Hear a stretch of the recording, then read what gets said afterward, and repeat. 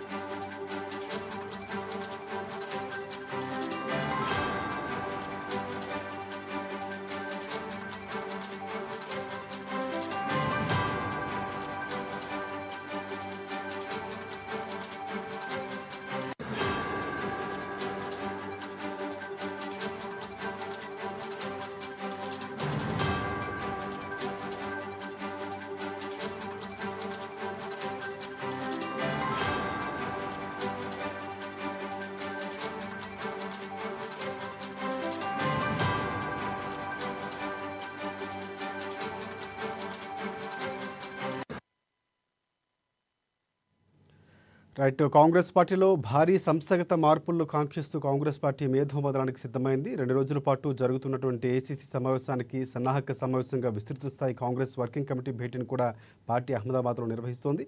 కీలకంగా సర్దార్ వల్లభాయ్ పటేల్ అక్టోబర్ 31 ఇక 150వ జయంతిని పురస్కరించుకుని ర్యాలీలు తీయబోతున్నారు. దీనికి సంబంధించి పూర్తి అప్డేట్స్ అందించేందుకు కొన్ని అక్కడ ప్రధానంగా ప్రెస్ మీట్ పెట్టి వివరించినటువంటి పరిస్థితి కూడా కనిపిస్తుంది. సో ప్రధానంగా కాంగ్రెస్ పార్టీ ఏ నిర్ణయాలతో ముందుకు వెళ్తుందో మరిన్ని అప్డేట్స్ అడిగి తెలుసుకుందాం. మా ప్రతినిధి హరీష్ మనకి లైవ్లో సిద్ధంగా ఉన్నారు. హరీష్, చెప్పండి, ప్రధానంగా కాంగ్రెస్ పార్టీ కీలకంగా వ్యవహరిస్తుంది ఎందుకంటే ఇక్కడ సర్దార్ వల్లభాయ్ పటేల్ చాలా కీలకంగా, ఎందుకంటే బీజేపీ పార్టీకి సంబంధించి కానీ ఓన్ చేసుకున్నటువంటి పరిస్థితి, అక్కడ ఆ అంశాల్లో లేవనెత్తారు ఖర్గే కూడా. సో ఎలాంటి నిర్ణయాలు తీసుకున్నారు, కాంగ్రెస్ పార్టీ ఎలా ముందుకు వెళ్ళబోతుంది, అప్డేట్స్ ఏంటి మీ దగ్గర ఉండవు?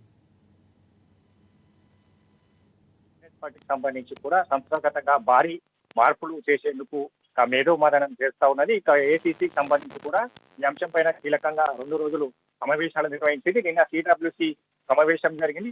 సిడబ్ల్యూసీ సమావేశంలో కూడా పలు కీలకమైన తీర్మానాలపైన చర్చించారు. ఈ రోజు సంబంధించి కూడా ఏఐసీసీ సమావేశం జరుగుతున్నది. ఇక ఇందుకు సంబంధించి కూడా అయితే నిన్న జరిపిన తీర్మానాలకు సంబంధించి ఈ రోజు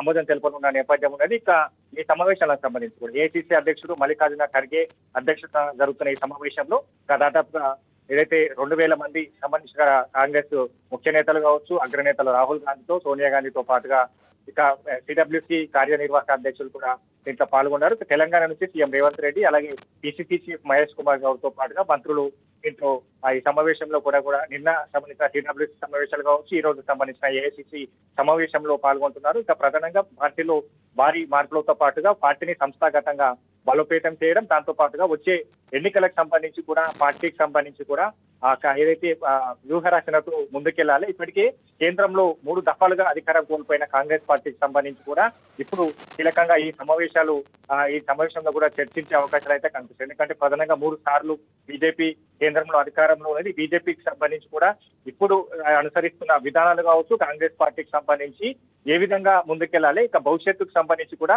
అధికారమే లక్ష్యంగా కాంగ్రెస్ పార్టీ ఏ విధమైన వ్యూహాలతో ముందుకెళ్లాలనే పైన కూడా ఈ సమావేశంలో చర్చిస్తా ఉన్నారు.